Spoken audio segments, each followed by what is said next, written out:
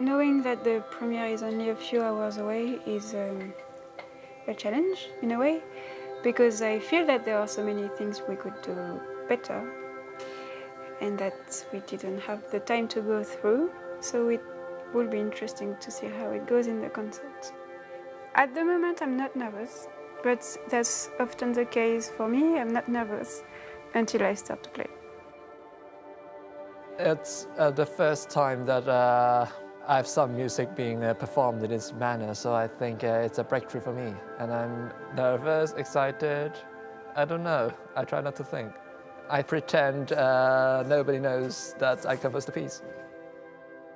Man blir nervös när man tänker på vilka som kommer hit och att folk har åkt hit och sådär. Och det kommer lite folk från operan. Men jag tror att man får då försöka tänka bort det. Alltså hela syftet med att göra en föreställning överhuvudtaget är att man ska berätta historien och vara där här och nu.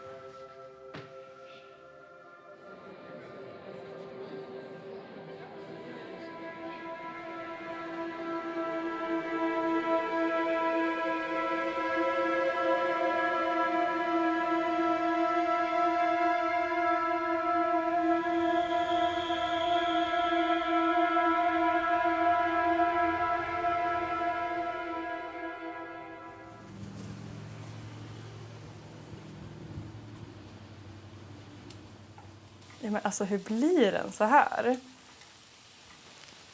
Är det för att det är King Edward potatis? Att den är lite röd typ?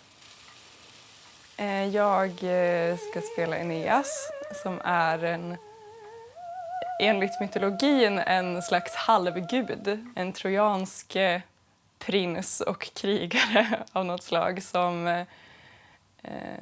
som har en kärleksaffär med Dido då. Som är drottning av Kartago. Så här låter den liksom Spotify.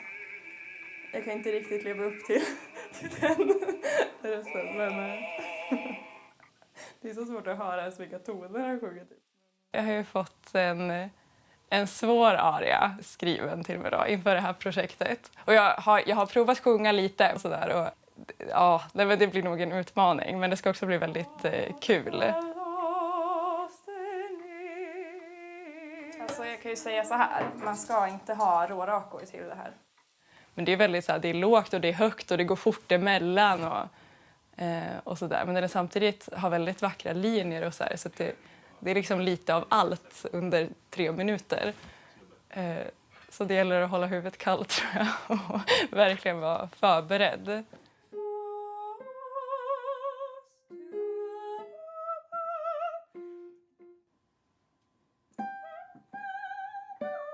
Det kommer vara roligt att typ öva på, men man ska ju få det bra också. Dido and Aeneas was written in the latter part of the 17th century. It's most likely that it was first performed at an all-girls school. It then disappeared in the 18th and 19th century. It resurfaced again in the 20th century, particularly Dido's aria, When I Am Laid in Earth, became very famous, and it's now performed around the world. There's quite a lot of new music written for this. Most of it has been written by Paula af Malmborg Ward, and then 2 students have also written 2 other numbers.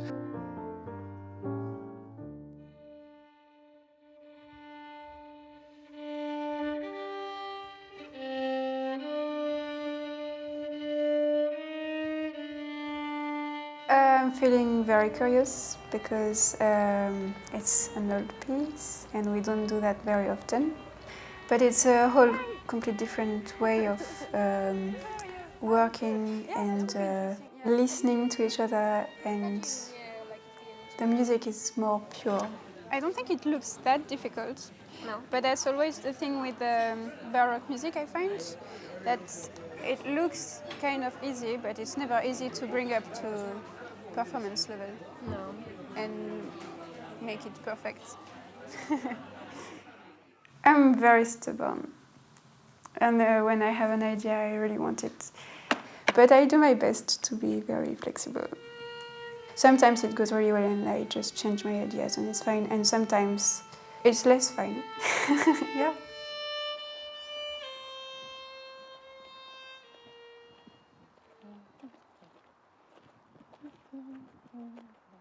I get inspiration in very interesting ways. I have the habit of singing in the shower. So that's sometimes how I get my melodies. And sometimes I get it from dreams. But they usually only come in snippets. And so what I do, I have to bring the snippets out, see how I can make it into something coherent.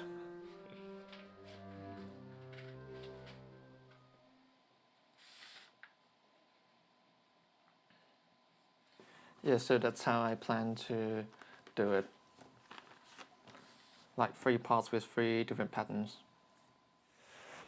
The biggest challenge of this project is that my part is just 1 to 2 minutes long, and it's very challenging to compose short music for me rather than long projects, because I used to do music of at least like 10 minutes to as long as 2 hours. But if it's just 2 minutes, it's quite a challenge to make it meaningful, to make it an experience to the audience.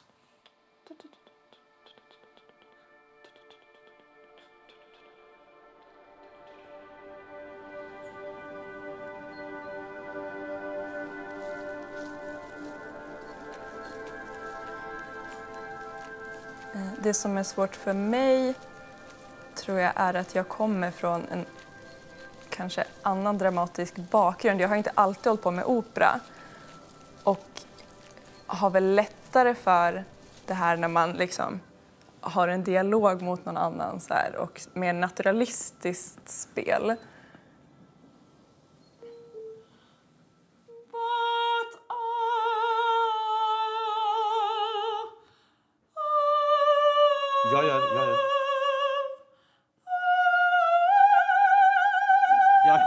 Jag tänkte du skulle släppa där. Man behöver ta känslorna inifrån och lyfta ut det till publiken.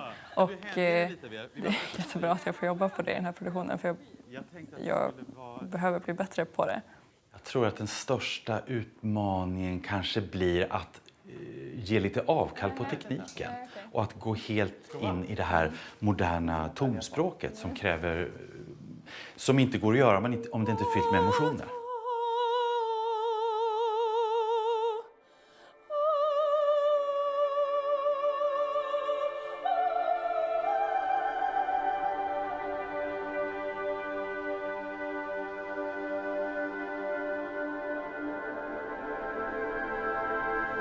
Man känner ju en press, och det är ju liksom min slutproduktion. Det är liksom det sista som jag ska göra under min utbildning eventuellt. Och ja, men det är ju en press. Man vill ju verkligen visa allting man har lärt sig och vara så bra som möjligt.